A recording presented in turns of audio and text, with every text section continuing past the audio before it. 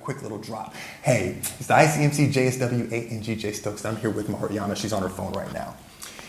Purpose of this interview was to enlighten, educate, and to inform. So if you don't want to open up your objectivity, and if you don't want to be nice and look at other people's sides and perspectives with objectivity, then you need to go sit down somewhere.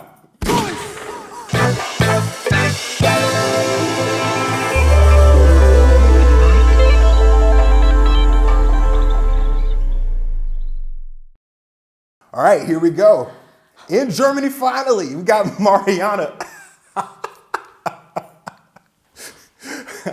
Welcome to Germany, and thank you for coming in for the J Stokes Project. How are you doing today? Thank you. I'm super excited to finally meet you in person after looking at your Instagram live and feeling oh, J Stokes has such good energy.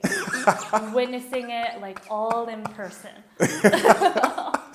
Yeah, we've been talking, like you said, before we just started, we've been talking about doing this interview back, like you said last winter. I thought it was it might have been last winter. I think so, yeah. Something like that, because I was trying to get everything set up and everything, and then of course you came up with the idea of, oh, Justin, let's go ahead and just do this in person. I'm like, okay, all right, we'll go ahead and do it that way, right? I mean, if you didn't want to do it, I feel bad for pressuring you into meeting me, but I was going to be in Europe anyway, and it's better always to talk to someone in person than online when the stars align. And it did. Well, you're finally here. So again, thanks for coming in. I appreciate it. Thank you for inviting me and having me. Heck yeah. So I, of course I've been following you for a while, but let's start from the beginning a little bit. Were you born in Japan or? Yes, I was born in Yamanashi Prefecture.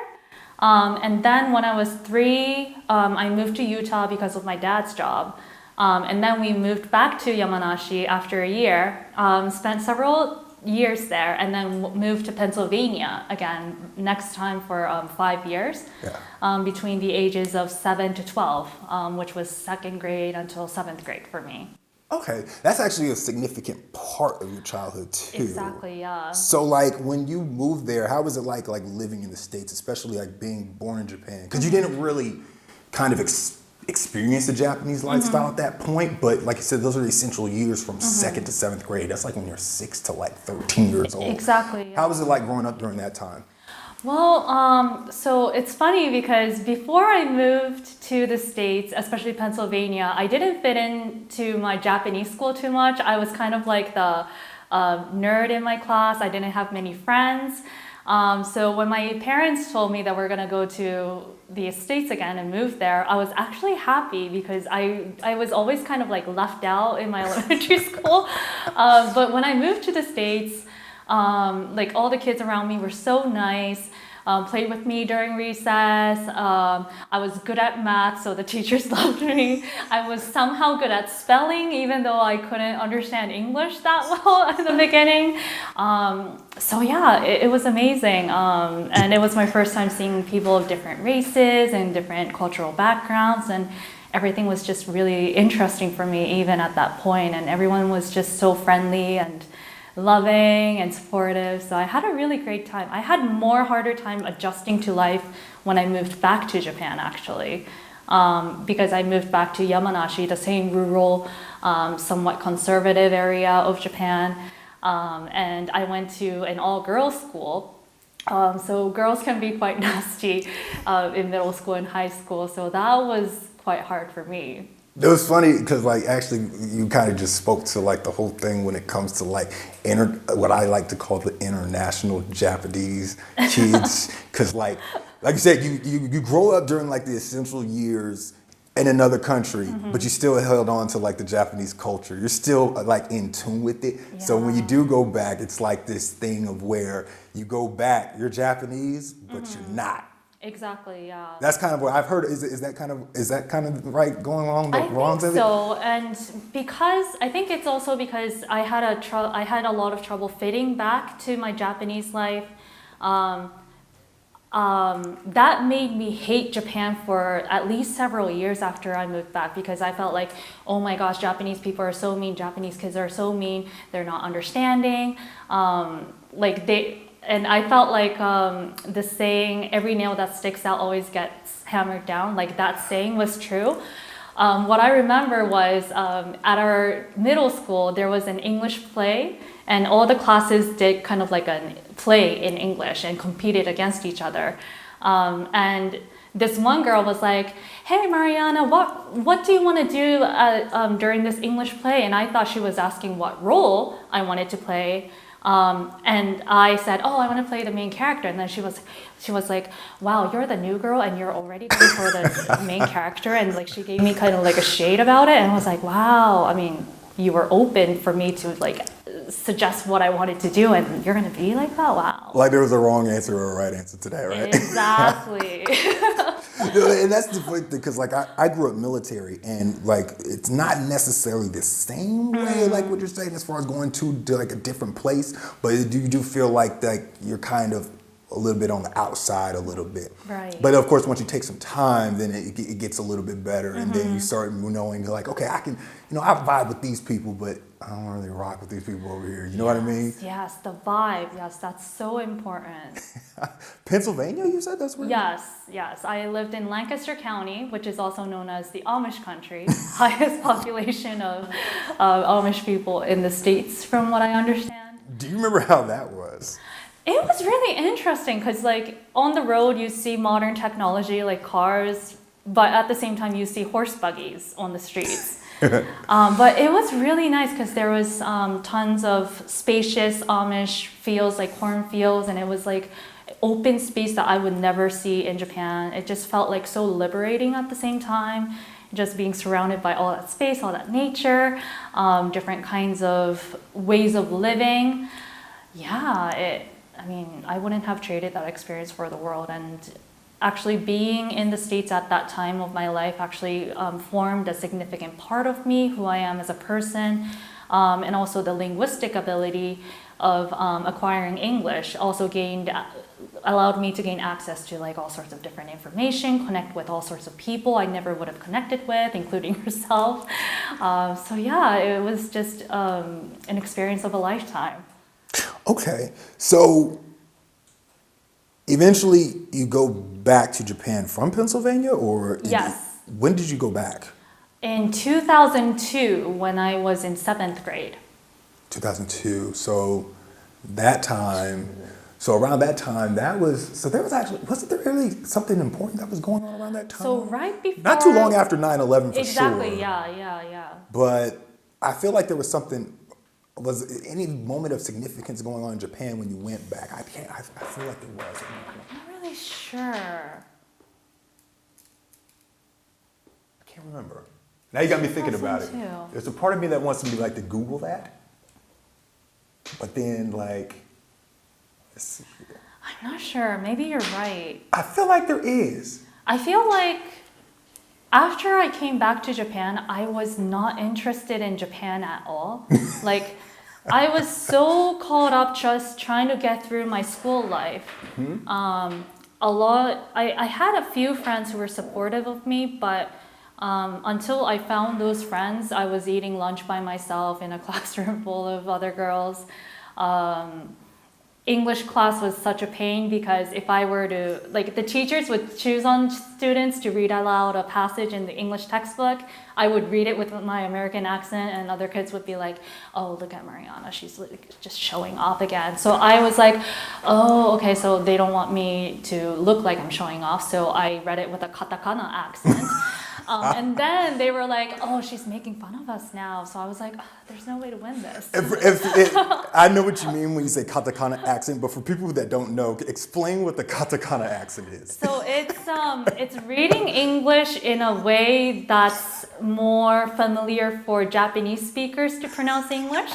So if it's the word English, like a lot of the times Japanese people pronounce like the consonants and vowels like together. So English would be like English, like very, very clear and accentuated. The popular one that came to mind when you said it was the word training good. That's most of the time. That's what it is. You don't have the tr sound, so training. It's like, okay, right now she sounds like she's a little bit more Japanese. We got to put her in a box.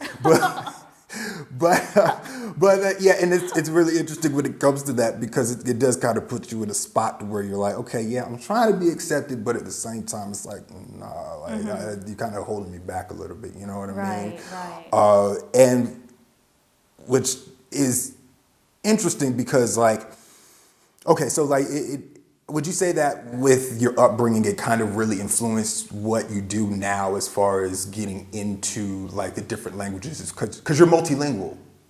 But only in English and Japanese, though. We're gonna get to that in a little bit, but we're gonna get to that in a little bit. But now because if I'm correct, you're a translator from what I remember.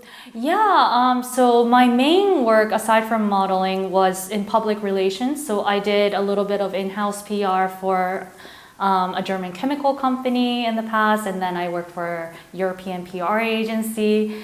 And then I changed jobs and worked for a Japanese company doing renewable energies and doing PR for them. So my corporate career has been public relations, but at the same time I was also doing like freelance translations and teaching people English because I've always liked to kind of help people expand their views by speaking in English because that's what it did for me. So yeah, I did like lots of different things over the years. Because I failed to kind of mention right before we started because like you said, as far as you being a plus size model, like I just mentioned, as far as you being a translator and then teaching English too, but then you also what led to you getting more so into the whole body positivity movement. But going back a little bit, like as far as when it comes to teaching, teaching English, I noticed that you also like to you dabble in Spanish. Why Spanish? So funny story. Sometime before COVID happened, this influencer from Chile, who's a body activist, Antonia Lorraine, reached out to me because she and her partner were traveling to Japan and she wanted to connect with people in Japan who are active in the body positivity conversation. And she couldn't really find much information in English, but I was one of the things that she found when she was searching and she reached out to me. We decided to meet up, and she also has like YouTube in addition to her other platforms like Instagram and stuff. So she interviewed me, we talked about body positivity, like cultural differences, beauty standards, like all that kind of things. And she spoke in English, but obviously because she's from Chile, the main language is Spanish. Yeah. So after our interview got published on her YouTube and she featured me on her Instagram, a lot of her followers from Chile followed me. And it's actually to the point where my followers from Chile are way more than my followers in the United States. And I wanted to know whether the followers in Chile spoke English, because at that time I was only posting stuff in Japanese and English. And when I took a survey, it turned out that majority of my new Chilean followers didn't speak or understand English. So I was like, it doesn't make sense to like post stuff out there when majority of my, like a big bulk of my followers were more Spanish speakers who didn't understand English.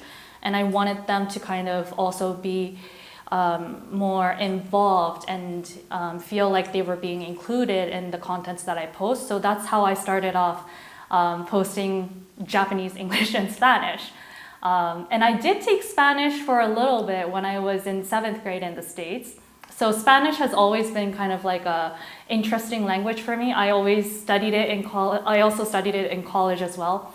But I did really, really horrible. Got the lowest grade possible for me to get a credit. So it was also a good kind of recap for me to also start relearning Spanish, just like little words and phrases. I mean, you still have it. I mean, you got it. It seems like you got it down pat. Because, like, you know, like I've been paying attention to like you on social media. I'm like, she uses pretty much 3 languages. I wouldn't have known if you didn't tell me that.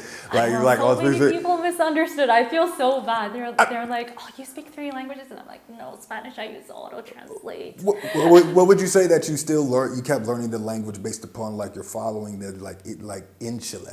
Would you say that it got better from that?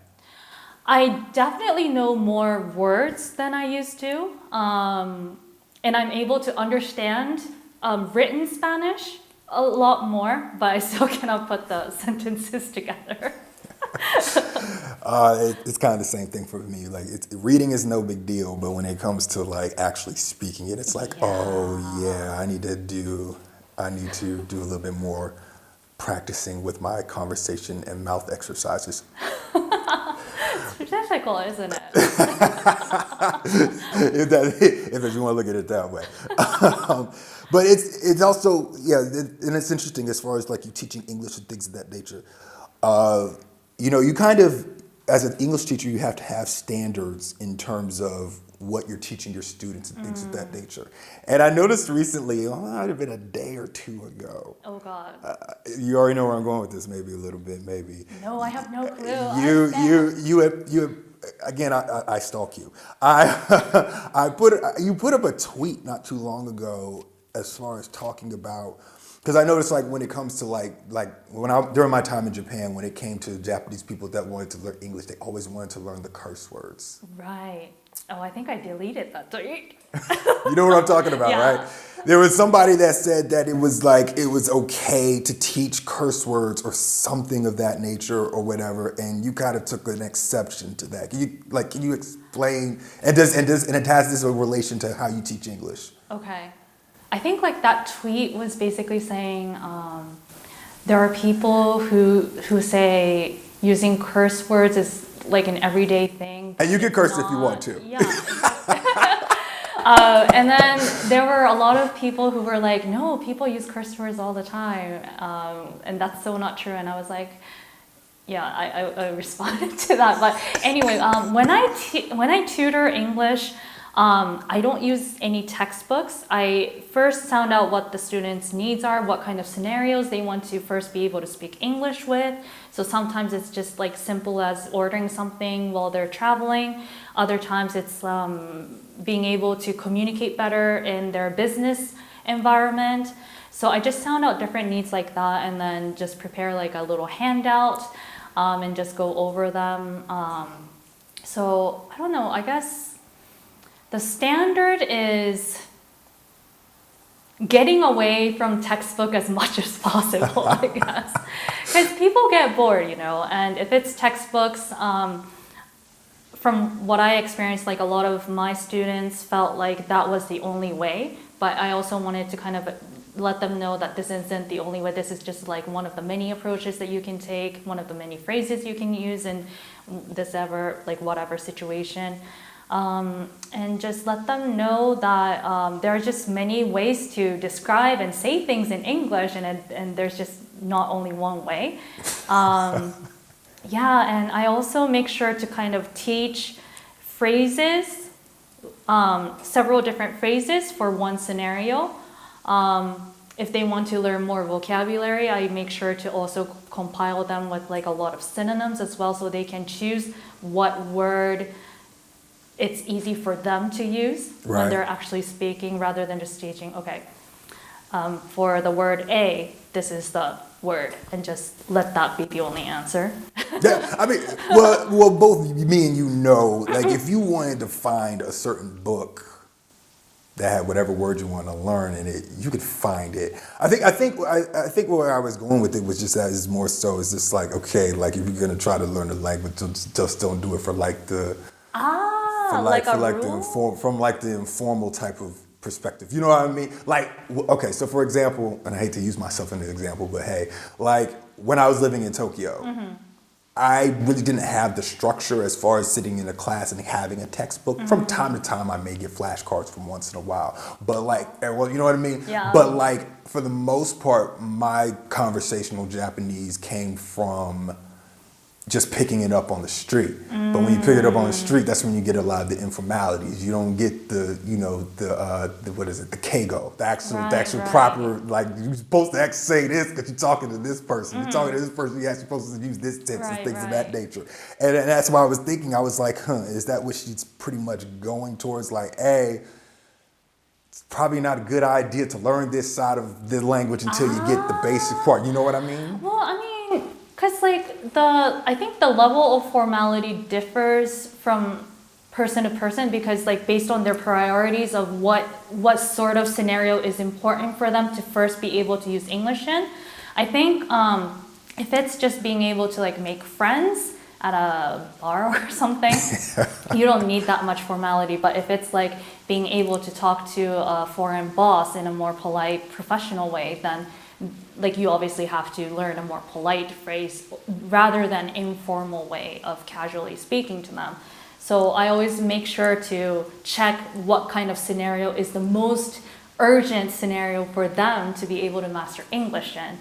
And then just kind of tweak it up from there. I would be like, oh, if you want to sound even more polite, then you can ask, instead of saying, hey, can you look over this? You can say, I was wondering, could you take a look at this? Or like something like that. And then they would be like, oh, you know, I have more capacity to put more words in one sentence and I can sound more polite. Like, I don't know if that answered your question. No, that's for sure. No, that makes sense.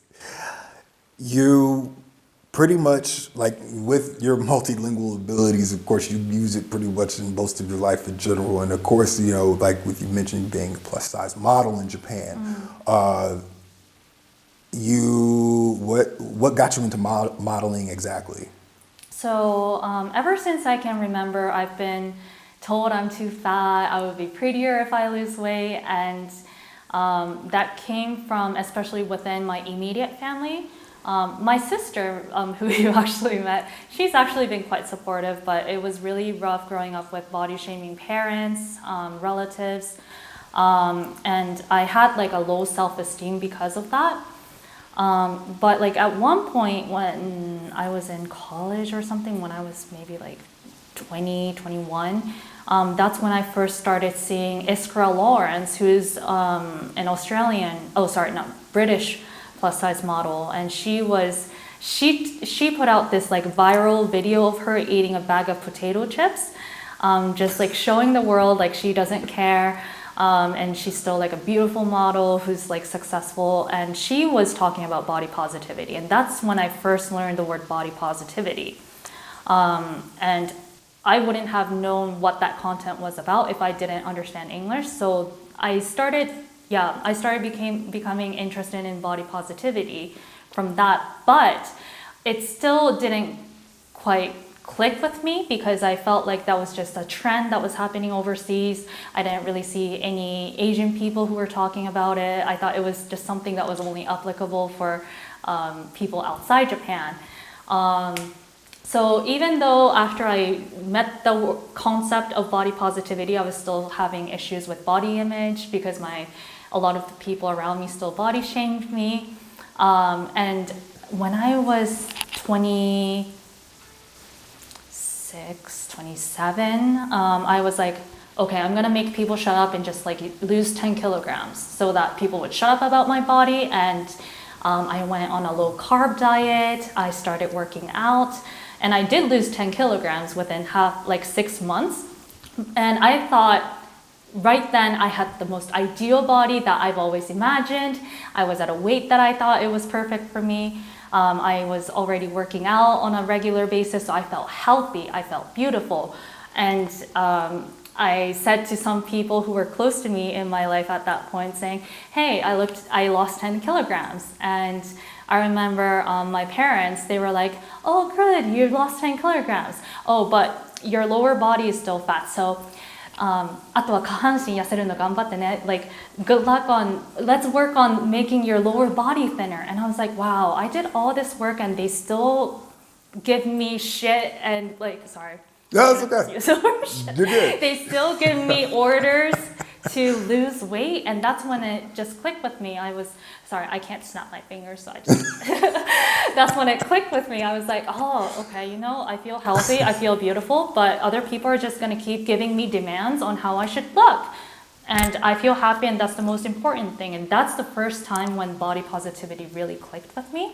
And I wanted to it's a long story. I wanted to spread it all over Japan, but I didn't have a good platform to disseminate that message. And I thought, okay, people in Japan really respect models, so I'm gonna become a plus size model. I'm gonna get the message about body positivity out, and I'm gonna first like help people feel better about their body images. I want to make people around my generation who already have children make sure that they don't body shame their own children like the way that I was experiencing.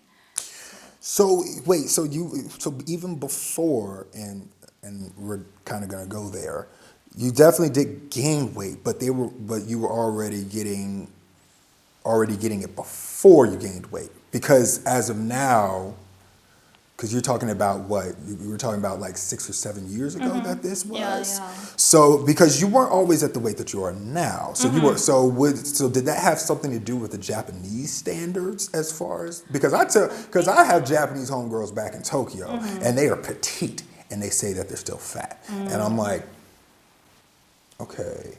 So for you, when you eventually went into the transition as far as being a plus size model, did the criticism get a little bit harsher? Because you weren't always the weight that you are now.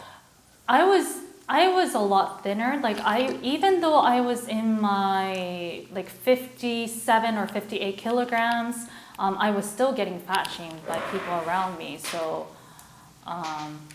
fat shaming never stopped, but as I grew older, like I got curvier, so the body weight gained, and it did get, I guess, like a lot harsher, especially from my immediate family. Yeah, and just like shopping itself was a pain, especially in Tokyo. I don't really shop physically in shops in Tokyo. And that's the thing too, because because I've been to Harajuku. I've been to Ginza. I walk around the stores. I got friends that have worked in the different retail stores and everything. I know, I get it. I'm surprised I'm even able to get T-shirts from Uniqlo. I'm surprised. And people that don't know Uniqlo, like you can find some cool stuff in there, but you'll be surprised, like if you're able to fit it, especially if you like someone of my stature. I'm like, I actually can get a shirt from here. But who would you say, like, especially because it does cater to women a lot, especially in the fashion industry in Japan. But like, who would you say is more? Was there someone that, besides your family, was there anybody that was a little bit more critical as far as like with you like going into the transition to becoming a model? Wait, critical of me becoming a model? As far as specifically a plus size model. Ah. Because like I said, and I think that's where I was going at, was that Okay. because you weren't, like I said, you were definitely thinner before. But then when you decided to be a plus size model, because there's certain requirements for that. Right. So was there anyone that kind of said, oh, what the heck are you doing? That's interesting you bring it up. Well, I mean, first, my especially my parents, they were like, okay, does being plus size model mean that you're gonna give up on exercising and just let go of yourself? Like that was one of the first comments that I got. And from my friends who live overseas, they were like, you're not even plus size, which was it still felt like body shaming to me. Like fat shaming is a type of body shaming. Like saying someone that they're not this enough, like even though like you're not thin enough, you're not fat enough, like not saying someone's not fat enough is still body shaming. How? Because you're basically... where's the line at? You see what I mean? Is it necessarily a dislike thing, or is it more so just a cultural thing? Because I remember not too long ago, I was looking up like standard, and granted we're not in those times anymore, but looking up like back, like in the old medieval days, they used to say like, oh, fat people, most of the time that's actually a good thing. It was a high status like beauty, because that also like insinuated that you were wealthy and that you had like a certain amount of confidence and beauty. Right. So my thing is it more so, are they shaming, or are they just saying you're not technically in that certain like cultural standard that we would consider to be plus size? Because if that makes sense, because like we've all seen, and you've definitely seen like the different plus size models who are definitely bigger than you. But it's not a thing of and I think that's where I'm trying to get at. I'm like, where's the line where it's just like, I'm just saying this versus I'm actually trying to make you feel bad? Does that make sense? It does. I think like from a lot of different conversations that I've had with different people, like commenting on someone's body without that person in like starting a conversation on their own proactively, I think that itself is body shaming. Just making comments about anyone's body in general way, like even saying, So if I look muscular, yeah, I think that can be in a way body shaming too, because that person may not necessarily be feeling good about feeling muscular. Sometimes they may not be feeling muscular enough, like. And I know that there are actually a lot of women in Japan who are actually insecure about looking too muscular. So just commenting on someone's body itself is just not necessary, and it shouldn't. I personally feel like it should not be done unless that person's saying like, hey, I recently starting this and I'm feeling great, I gained more muscles. And then I think that can be like a good cue to kind of celebrate their achievements and saying, hey, you know, that's great that you've implemented something that makes you feel great. But personally, I don't want to focus on the physical appearance. So I would say I would more focus on commenting about the fact that they implemented a lifestyle that makes them feel healthier on their terms, something that makes them feel happier on their terms, and like the type of energy that they radiate, stuff like that. Because if you comment on someone like saying like, oh, like if that person says, oh, I started doing this workout, I lost this many pounds, I feel great, and you comment saying, that's great that you lost so much weight, that can actually push that person to go into a more dangerous dieting and workouts that could be more damaging to themselves. So if they overdo it, it could affect their bone density and they make them more vulnerable to a lot of physical injuries. It could also trigger them into eating disorder or any type of disordered eating. So after going through a lot of personal ordeals myself and also reading from different creators about their own experiences, I just don't feel like commenting on someone's weight, physical appearance is never a good thing. Is it fair to say, like, trying to make sure I understand this right, but is it fair to kind of say, like, when, like, if I see someone, like, for the very first time, is it fair for me to be able to just at least say, wow, that woman looks absolutely beautiful? Because I do have a standard in my mind as far as what I feel is attractive to me. So I think that's where I kind of get lost at, and where I feel there's a loophole is that, okay, yes, there is a level of or a degree of, as far as self-esteem, as far as, okay, how I feel about myself. But I feel like in reality, the fact of the matter is, I don't really know. If I look at somebody, there's a woman that I feel that looks beautiful, but then I look at this woman, I'm like, but does it have to necessarily be a shaming thing versus attraction? That's a really good point that you raised. I think I don't know. I'm just like, wait, hold on, but I'm not necessarily shaming this woman. I'm just not attracted to how she looks. Exactly. But if that makes sense. I think it's important to kind of well, first, if the person has self of awareness about like topics regarding body positivity, like questions like what you just said arise, and I think that's a great start.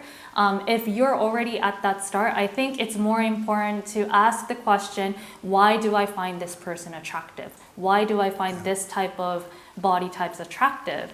Rather than, I don't know, just saying like, I don't like this body type. I'm not attracted to this body type.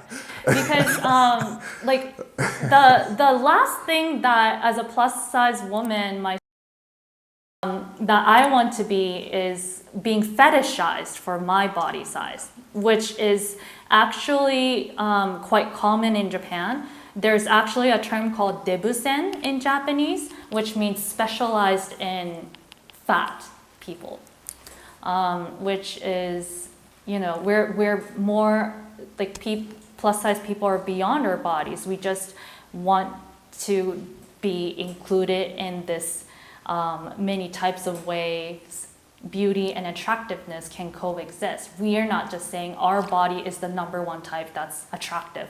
We're just saying our body is attractive too, along with the others. And I think that's where people get mixed up. It's just like saying, I think like when I first started learning the word body positivity when I was 20 or 21, there was a term where a lot of plus size women were saying, real women have curves. And I felt pride in that, but now looking back, that's actually shaming the women who are not plus size, and I don't think that's true body positivity. And that's why, if you remember a couple of weeks ago, I sent you a tweet about a woman and that was actually skinny, which was, I was thinking stereotypical. Okay, isn't this technically the type of body that certain societies would try to okay, that's more attractive. But of course, it's almost kind of like what happened, like for example, Adele, right? When I'm sure she was catching hell left and right when she first came out, but then when it's kind of almost like what you were talking about with your story, eventually she still lost weight, but then people were still kind of like on her back because it was like, okay, well, hell, now she's like shaming us because she lost weight. And so it kind of like goes both ways. So do you think is it a thing of where, as far as when it comes to, is it more so a cultural thing? I might have if that's pretty much what it is, or you feel like people are just trying to like pick and choose, this is shaming and this is not? I think there's both. I mean, there's definitely like stricter beauty standards, like weight standards in Japan. But I think the common issue is people need to have a wider understanding and wider view that shaming can be many types. Even if we think we're complimenting other people, that may not necessarily be a compliment to the person on the receiving end. Yeah. I know that a lot of plus size models around me in my life, from my perspective, I am jealous that they have such beautiful, gorgeous, big, abundant breasts. But a lot of them actually feel insecure because they can't find a good top that fits them, just because they have bigger sized breasts than other average Japanese women. A lot of them are instantly perceived as erotic by a lot of Japanese men. That can actually sometimes be physically scary for them, attracting a lot of unwanted attention and risks of assault, things like that. So I think that's just one of the many examples that, even if we say something and mean it as a compliment, that's not necessarily what the receiving end feels. It could be something that they're insecure about. So that's why I always say, and a lot of other body positivity creators say, that don't comment on other people's bodies, period. You model for Nike. Yes, that was amazing. How was that? How did it even come about? How did that even come about? So it's funny. Initially, they were trying to find a casting for a plus size model. The casting director was searching on Instagram and came across my profile. And I was putting a lot of fitness contents in addition to other non-fitness contents as well. And he reached out to my agency, and luckily, even though I was still doing my corporate job at the time, it was Golden Week, so I had a day off, and I was like, I can make it to the photo shoot. I need to get in this shoot. And yeah, it just happened. The shoot was so fantastic, so supportive. I was doing a bunch of yoga poses for 1 or 2 hours under the instruction of Kaho-san, who is actually an official Nike trainer. So she was coaching me the different yoga poses. And I loved it. I loved it because a lot of the times, like, even though from Western perspective, people say that I'm not plus size, but in Japan, I'm sure if you know Japan, you'd see that people are much skinnier than this. So when people see plus size people, they automatically assume plus size people can't exercise, they don't exercise, they're unhealthy, they can't stretch, stuff like that. But I felt like I was able to show off the flexibility. I was able to prove those stereotypes wrong, and it felt like a very empowering moment for me. And the shooting staff was incredible too. They were like, "Yes, Mariana, ganbatte!" And then the photographer was Sayaka-san. She was like, "Oh, beautiful, keep it like that." Just like they hyped me up so much, and it was just a wonderful. Were they doing a plus size, or was it a thing, or was it like how were they?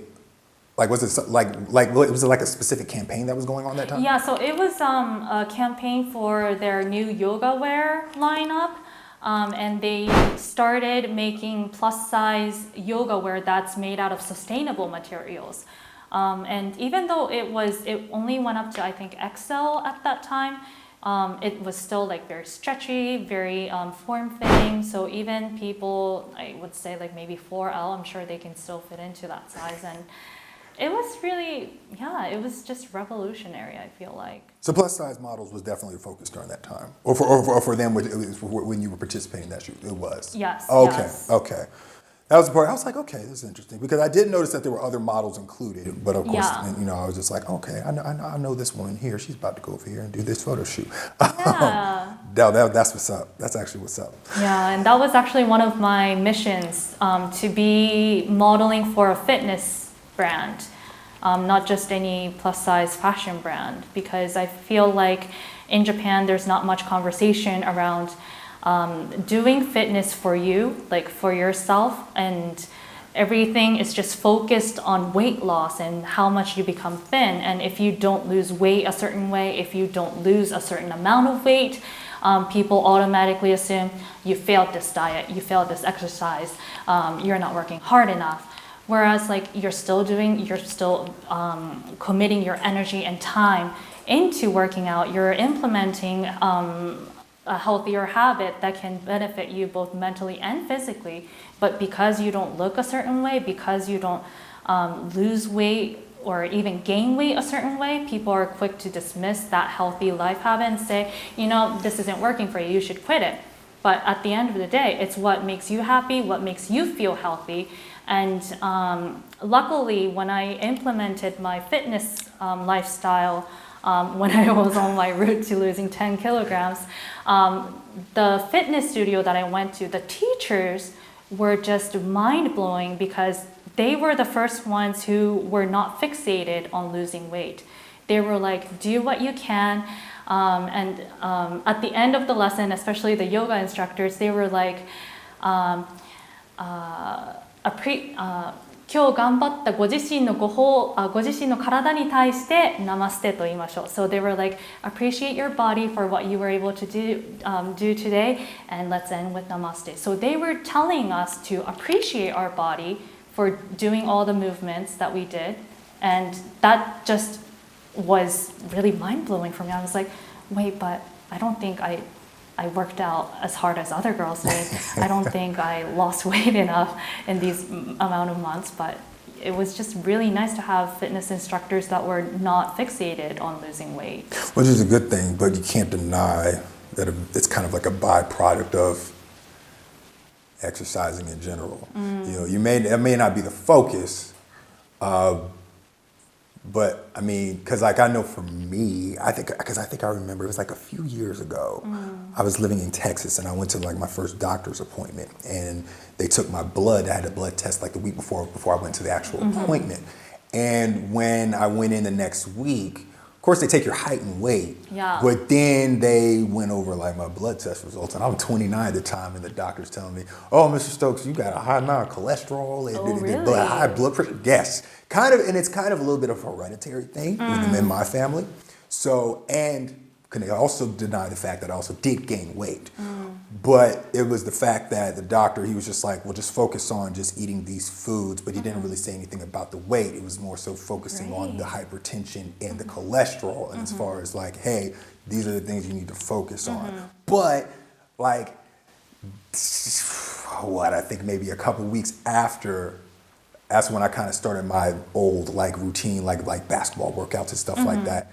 And I ended up losing, I think, about maybe 50, 60 pounds. Now, of course, I felt better, but then there was a part of me that still felt like, okay, yeah, I look different, which is which I feel the physical to a certain degree is kind of important, because I can't necessarily see what's going on internally, but maybe this is a good indication of what of my health, even though it's not necessarily like, oh, I'm just looking, but it's, and I think maybe that's kind of like the benefit of it, because we're not just cutting ourselves open with a scalpel every day, being able to see what's exactly going on with ourselves internally. But I think that's kind of the importance for the physical, is it kind of lets you know, hey, for some people, this kind of is an indication of it. Maybe because your skin may glow a little better, maybe your hair might look a little fuller, maybe your nails might look a little, might be popping. But like, I think that's where I was going before, as far as like asking, okay, all right, people can make a comment on the body, but at the same time, this is all we can see. So I think you raise an excellent point. I think people assume the health about other people's bodies, health about the other person based on their bodies, because it's visual. People are able to, that's the main factor people can judge at a glance. But just like not all thin people are healthy, like thin people can have different illnesses too, and have different vital issues. But at the same time, like plus size people who may be overweight on BMI level, they can still exist without having any vital issues too. So I think it's just really important. It's not possible to judge anyone's health based on their appearance. And I know a friend of mine recently went to the doctors recently, and because she's considered bigger than average size in Japan, her doctor actually misdiagnosed her and brushed off her issues as just being overweight, when in reality she had a whole nother issue. I don't know the English medical term for it, but she injured her knee, and it was like, I don't know, she tore something, but her doctor just dismissed it as she's overweight, she didn't exercise enough, so she needs to exercise. But with that medical diagnosis, she's actually not supposed to move around. So just based... Did she tear an ACL or MCL? I think so. It was something like that, yeah. So judging someone's health or any physical issues based on their body type can actually lead to dangerous misdiagnosis like that. And I know like some parts in the States, some parts in Europe, clinics are actually offering patients not to, patients to tell the doctors that they don't want their weight to be discussed or measured. And I think it's a great option to do that, because it leads to less misdiagnosis and actually motivates the doctors to look beyond the weight. And because I like to work out myself, I really love this hashtag called health at every size. You see so many women in many different body types, body sizes, who are working out, and like body types that are perceived to be like lazy and incapable of working out. They're breaking all these stereotypes, doing amazing dance movements, lifting, and I just think that diversity in terms of beauty, diversity in terms of health, that's what we're trying to aim for here with body positivity. Keyword with you said diversity. So this also applies to men too, I take it. Exactly, yes. Not only men, all genders.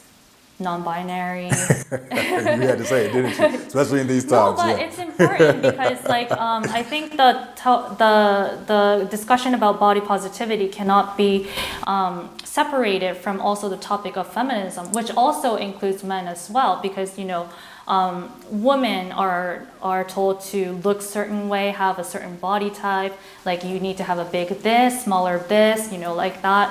But at the same time, I know, like I'm sure from your experience or your friend's experience, being men, like men are also being judged for things like their height or their muscle density, stuff like that. So men are also subject to all sorts of physical conditions, saying, okay, this is what a real man should look like. Just like women are told, this is what a real woman should look like, And transgender people are also told, like, okay, if you're going to be this gender, you need to have this, you're supposed to look like this, you don't look like this enough, then you're not this and that. So body positivity includes all genders, and I just genuinely mean it.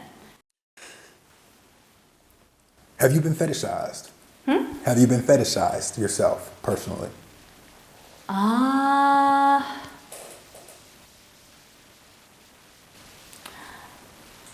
I feel like yes.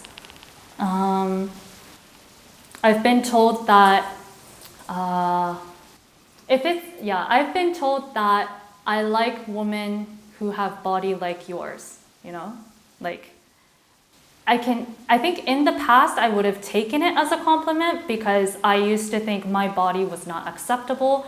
If any guy likes me, then I should feel thankful. But like knowing what I know now, if someone says that and still means it as a compliment, their comment is based on the way my body is, like how my body's size is, so if I flip that comment, said that by that person saying like, I like women with a body like yours, they're basically saying that if you were, for example, like thinner than you are right now, then I wouldn't have been attracted to you. So from that perspective, I feel like saying comments like that is a way of fetishizing body types, plus size body types. Because it's interesting, because maybe it's a thing of how the person is saying it. Maybe. Because if you think of like a fetish, it's definitely going more into the sexual side of things.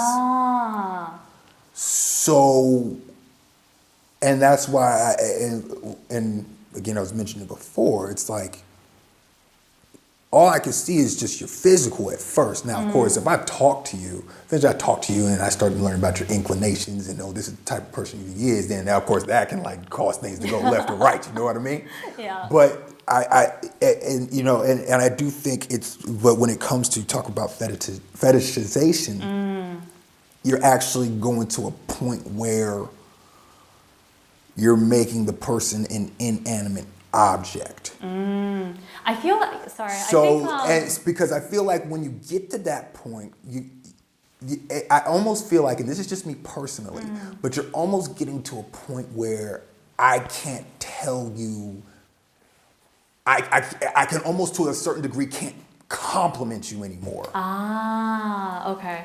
I think, so maybe it depends on how you say it. Does that make sense? It does. And I think I must apologize because the word fetish in Japanese and English has a different connotation. I think I was thinking the Japanese way. So if you, like in Japanese, like you can sometimes bring up a conversation saying, kimi nani fechi, or something like that, which means like, what's the favorite part of someone's body? Right. So it doesn't have a sexual connotation as strong as it's used in Western sense. So I guess like coming from a Western connotation, then I don't think I've been heavily fetishized like that. Yeah, Yeah, it's there's different, social and cultural norms with it.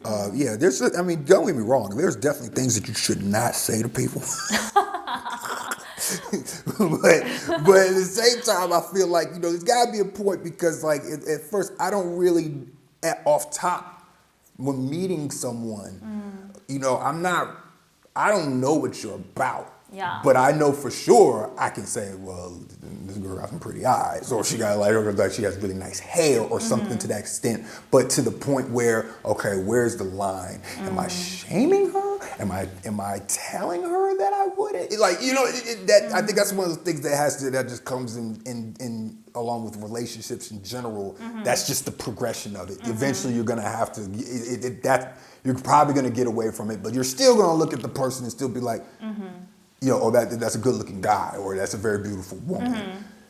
Yeah. It almost kind of like, to a certain degree, almost kind of takes that away. So it's like you kind of have to because I don't want to feel like I'm walking on eggshells when I tell a girl like, hey, like, girl, you got them earrings are popping on them ears. You got the little point in your ears like that, girl. You know what I'm saying? Like, there has to be, that's what I kind of worry about. I'm like, I don't know if I should do this. I don't want to get in any confrontation. Like, you know what I'm saying? But at the same time, it's like, you still want to be definitely mannerable, but yeah, there's definitely things that you just shouldn't say. But I think there are certain ways that you can say it without necessarily shaming someone. Yeah. Does that make sense? It does, and I think the most important thing is thinking about, by saying something, what kind of impact are you anticipating to have your words leave on the other person. Like, for example, like sometimes like there are guys on the street saying, hey girl, you look so good. Like sometimes guys mean it as a compliment, but by saying that, what are you intending to do?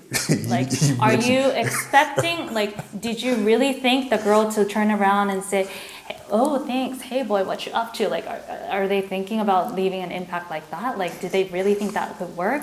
It's just like that. I think like people need to be more, like, you know how like people always say like think before you speak? I think that's exactly what people need to do more, whether it's like complimenting on other people, like, okay, what kind of impact do you want to leave on the other person by saying that? Even if you're not making a compliment and you're making a general observation, what kind of impact do you think that will leave on the other person? Because a lot of the times, especially in Japan, commenting on someone's weight is such a normal daily conversation. People would say, did you gain weight? Did you lose weight? Like, just like, hey, how are you? What's up? Like, just like that. People don't really think about what the implications of that single comment could leave on the other person. Yeah, because you put up a couple of tweets on about catcalling. Wow, you've really read my tweets. I'm flattered. You definitely do not enjoy the guys in Harajuku hollering at you in the way that they holler. Yeah. I think like they didn't. Well, the ones that I tweeted about recently, I don't think they assumed that I knew English, so they could say whatever. But I turned around and said, this isn't cool. And then they called me a narcissist. All right.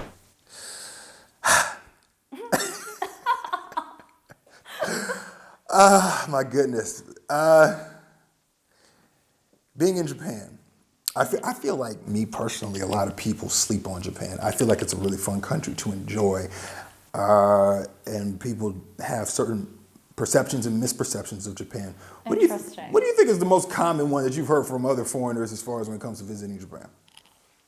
Common perceptions? Or misperceptions, I'm sorry, misunderstandings. That they think, oh, Japan is this, but it's really not.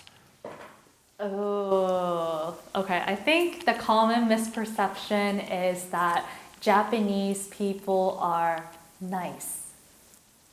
And I say well, you guys are. Nice. And I say that. There's a reason for that. Like, I hear from a lot of people who are traveling in Japan saying, oh, Japanese people are so nice.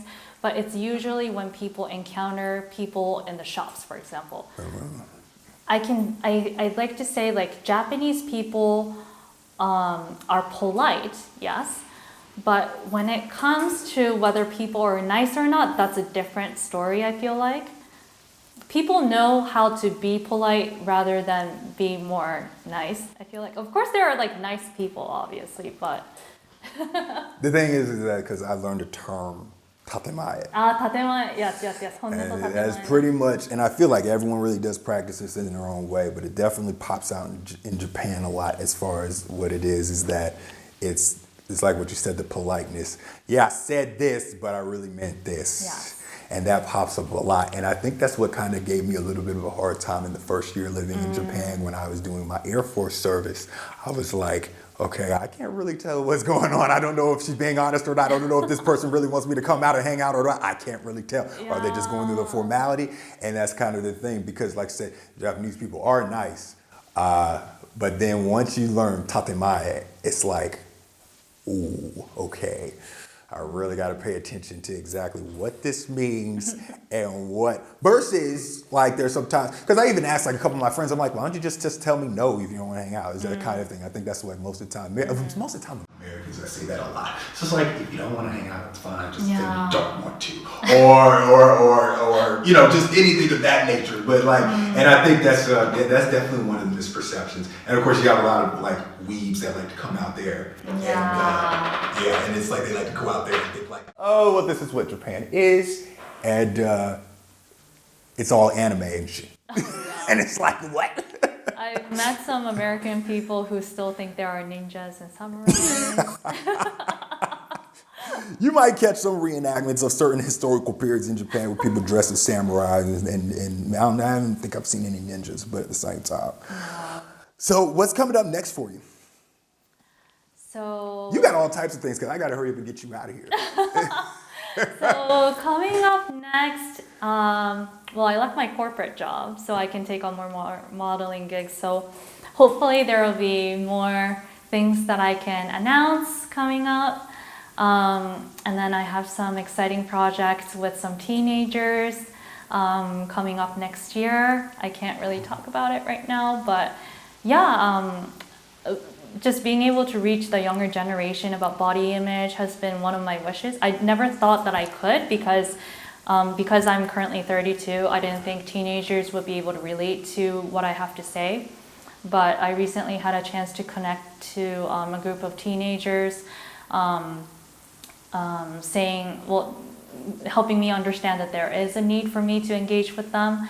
So yeah, I have some exciting projects lined up involving the new generations of today and helping them understand their body image and body positivity better. So yeah, hopefully what's coming up next is both bigger modeling gigs and more, more speaking engagements to reach a wider range of people and be more involved in discussions. Because the modeling agency you're with is, tell me if I'm pronouncing it right, GLAPOCHA? Yes, GLAPOCHA? it's short for Tokyo Glamorous Pochari Collection. Okay. It's an agency that's specialized in having plus size talents, not just models, but also actresses, fitting models, monitor models like that test out different products. And I've been with them since October 2018, and they've been very supportive of what I want to do, and they always listen to what kind of wishes that I have, different creative photo shoots that I want to do with certain photographers. So it's been wonderful.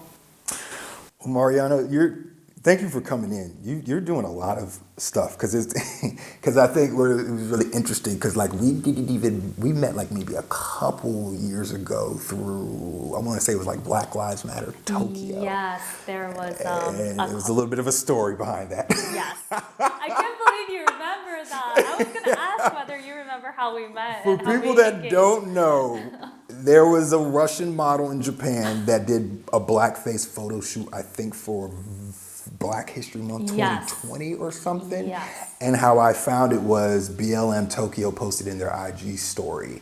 And I was like, let me go ahead and follow this tweet. And I went to the tweet, and I think you were the first one that replied to it. And then I said something snarky, and then a bunch of people jumped in and said, yeah, this is great. And then a bunch of people after that. And I think I remember you messaged me saying, I don't know if I was being direct enough or too nice. And I'm like, no, don't worry. At least you brought attention to it. And then we just kind of hit it off from there. But ever since then, you know, I've been paying attention to you as far as all the different things you've been getting into in terms of activism, not just with body positivity, but it seems like you have your hands in just like other things in terms of like when it comes to anti-racism, when it comes when it comes to just overall just looking out for people in general, because it's, you know, especially in the past couple of years, you know, things have been going kind of crazy. And especially with everything with the pandemic. But at the same time, you found a way to kind of keep moving and grooving, and especially the whole thing with Nike, and then everything what you're doing as far as with the English teaching and everything and things of that nature. And of course, you came out to Germany and you're having a great time out here, which is really great.